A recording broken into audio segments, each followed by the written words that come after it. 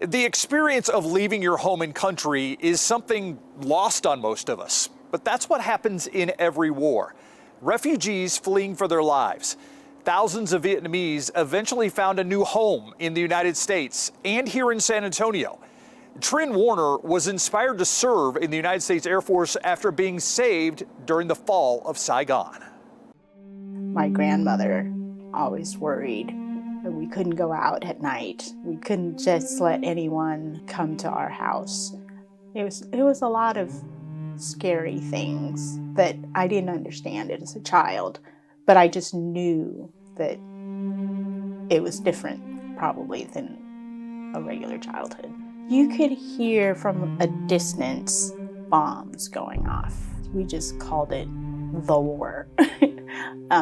But it was distant. And then you could see the things on the news that was happening. And you can see the progress of the war moving down the map. My mother and my father left to go to Alaska in 1974. They went to set up house and they were going to send for us. What was your April 30th like? The couple of days leading up to it was knowing that at any time my grandmother was going to pick us up and we were going to have to go. We went right from school. I was still in my school clothes. It was crushing crowds. I think that was the scariest thing that I remember being small, was I was going to get crushed in this crowd. And we were all holding hands, making sure that we had contact with each other. And we all had passports that my grandmother kept, and then she handed us over.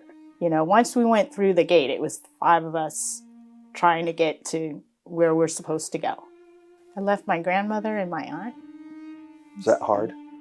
I never saw my grandmother again. She died in a re-education camp.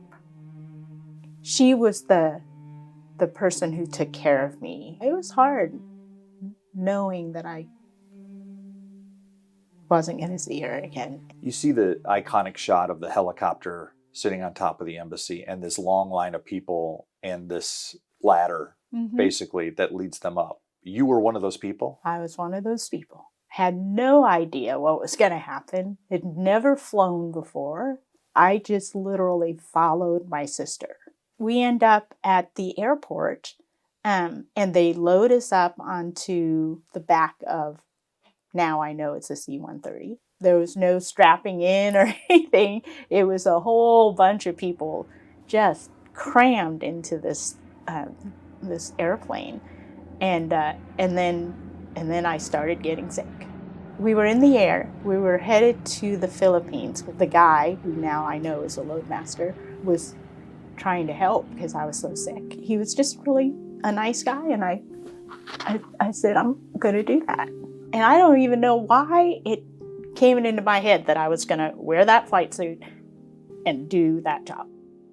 My mother didn't know where we were while we were in the refugee camp. It took days before she found out that we made it out of Vietnam. We're in a refugee camp and somebody's got to come get us. My dad worked in Anchorage, Alaska, and that was where we ended up.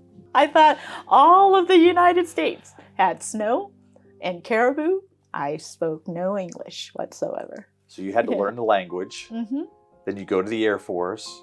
I had 25 years of service in the United States Air Force. I wouldn't be here but for the service members who went to Vietnam. I want to thank all of the folks who served in Vietnam. I don't think they realized the legacy that they left in Vietnam to this day. Trin and her family eventually moved to New Orleans. Many refugees found a new home along the Gulf Coast due to its similarities in climate and the fishing industry. After serving 20 years in the Air Force, Trin now practices law here in the Alamo City. And she says whenever she gets a chance, she personally thanks those who served in Vietnam.